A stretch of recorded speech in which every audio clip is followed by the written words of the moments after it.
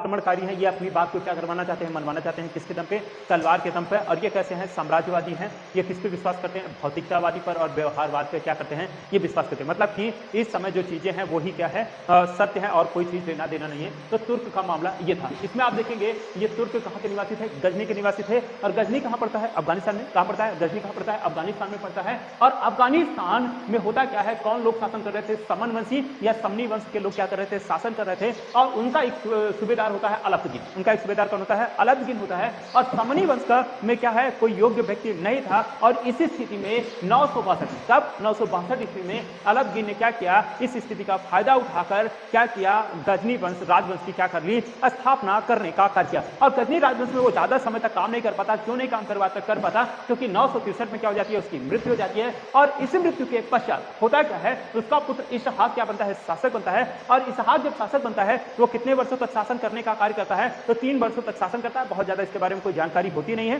तो इस चीज को क्या करना है, ध्यान रखना है। उसके पश्चात इसका सेनापति जो होता है वो क्या होता है? बलतगीन होता है। कौन होता है शासक? मतलब सेनापति कौन होता है? बलतगीन होता है। और इसकी ये जब सही नहीं होगा तो इस स्थिति में शासक कौन बन जाता है? बलतगीन शासक बन जाता है। कौन शासक बन जाता है? बलतगीन शासक बन जाता है। और कितने वर्षों तक शासन करता है?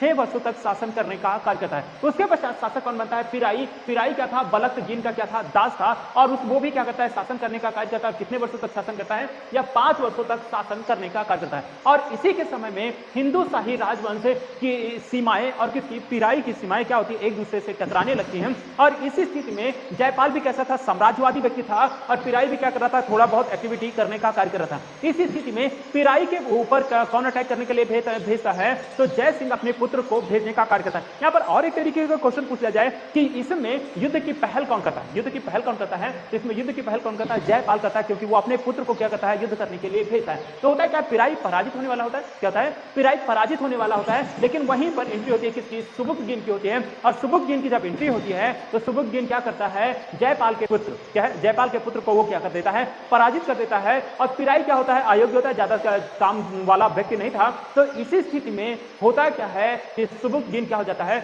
977 में शासक बन जाता है। तो ये सारी चीजें रही, ठीक है।